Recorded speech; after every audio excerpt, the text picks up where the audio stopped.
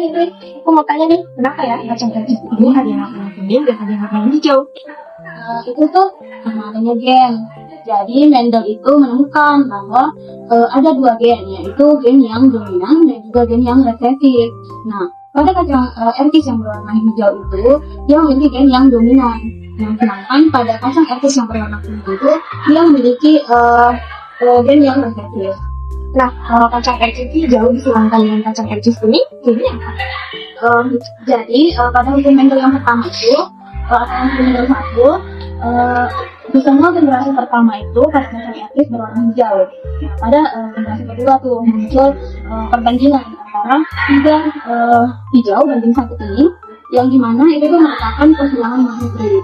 Oh iya, aku baru ingat persilangan hibrid itu adalah persilangan yang hanya melibatkan satu pasang sifat yang berbeda.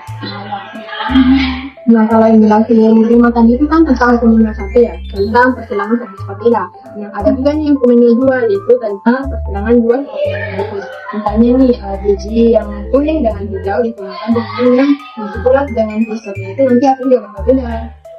Jadi perbandingan hibrid kan kalau hibrid dia lebih satu, karena yang berbeda satu yang berbeda. Kalau untuk hibrid, kalau itu hukum 2 atau akurasi bebas. Jadi hasil keturunan itu dilakukan menghasilkan kombinasi baru, yaitu perbandingannya tunggal dan tiga banding 2. Jadi termasuk di persilangan hibrid ya, karena menghilangkan data yang tidak Betul. Jadi kan teman-teman udah ya jelasin kayak warna hibrid sama hibrid. Gimana kalau kita lebih paham, kita klik aja nih, kita praktikin. Gitu. Kayak gitu. Lagi.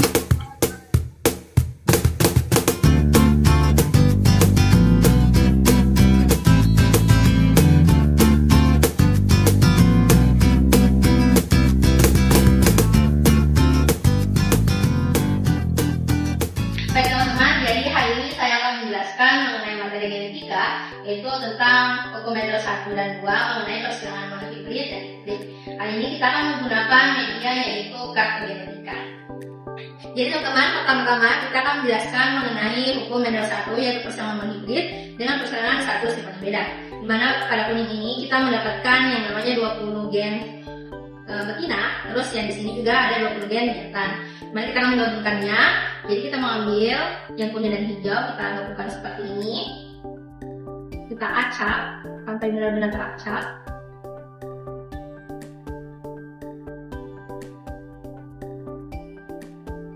Nah, setelah teracak teman-teman, kita akan mengambilnya dengan mata tertutup.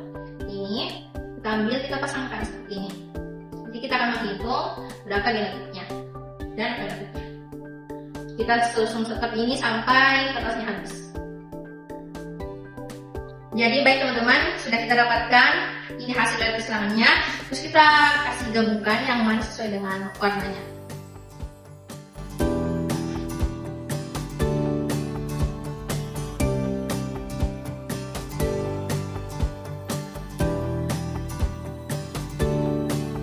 Jadi teman-teman, kita telah mendapatkan hasilnya, di mana ini adalah genotip untuk yang T besar T kecil, dan ini untuk genotip yang T kecil, dan ini untuk yang T besar T besar. Jadi kita akan menghitungnya, kita akan menaruh perhitungan kita di kertas ini.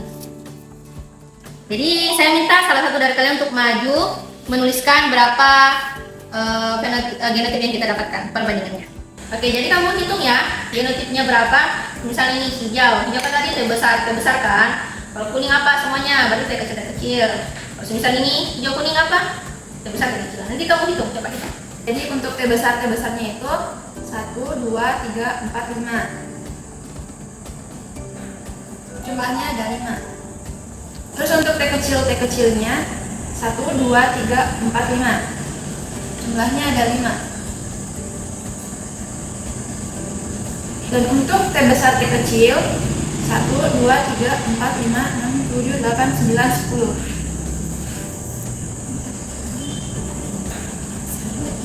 Jumlahnya ada 10. Perbandingannya berapa? Jadi untuk perbandingannya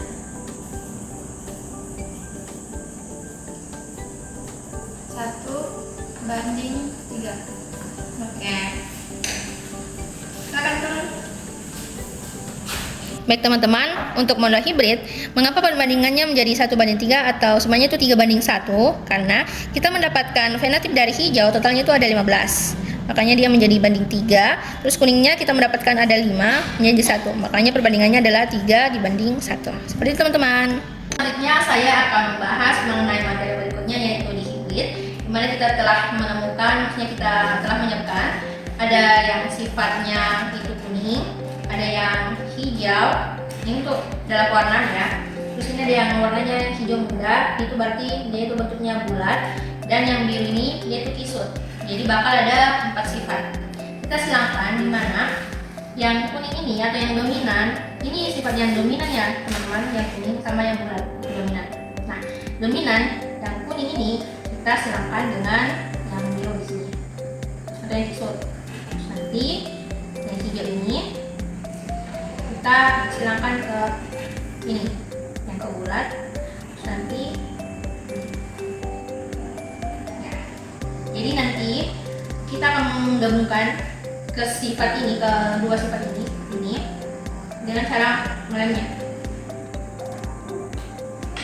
Kita lem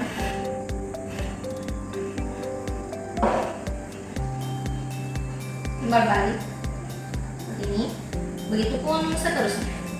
Jadi saya telah menyambungkan kedua warnanya seperti teman-teman yang lihat ini, hijau dan kuning, terus ini hijau tua dan hijau muda, biru muda dengan kuning, dan biru muda dan hijau tua.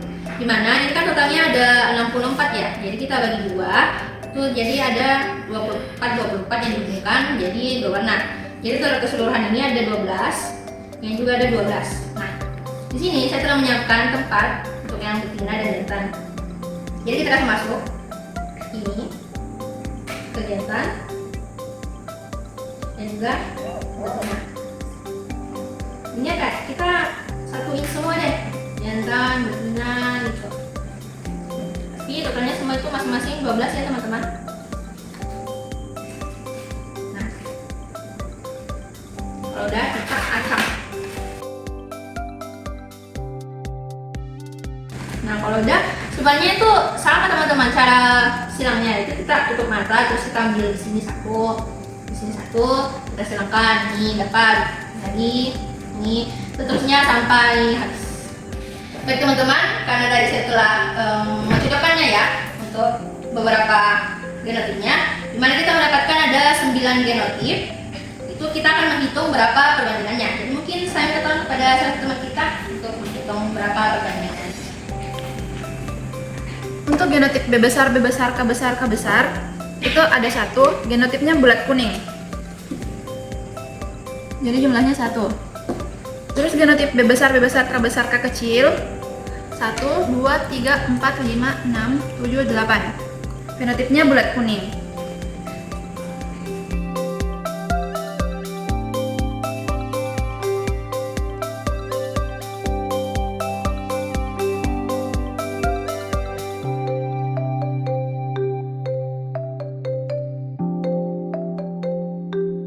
Mengapa perbandingannya itu menjadi 9:3:3:1? Itu karena kita melihat jumlah dari bulat kuning itu total keseluruhan adalah 27. Dari sini ya, dari fenotipnya kita melihat itu jumlahnya berapa? Totalnya ada 27.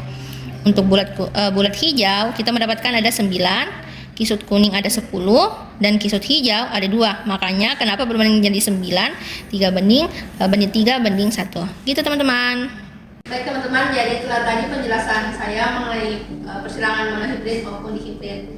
Jadi sekali lagi saya tekankan bahwasanya monohibrid merupakan persilangan dengan satu sifat yang berbeda, sedangkan hibrid merupakan persilangan dengan dua sifat yang berbeda. Mungkin karena teman-teman sudah melihat, sudah mengerti penjelasannya dan melakukan praktikumnya secara langsung, jadi saya berharap teman-teman sudah mengerti lebih lanjut lagi mengenai materi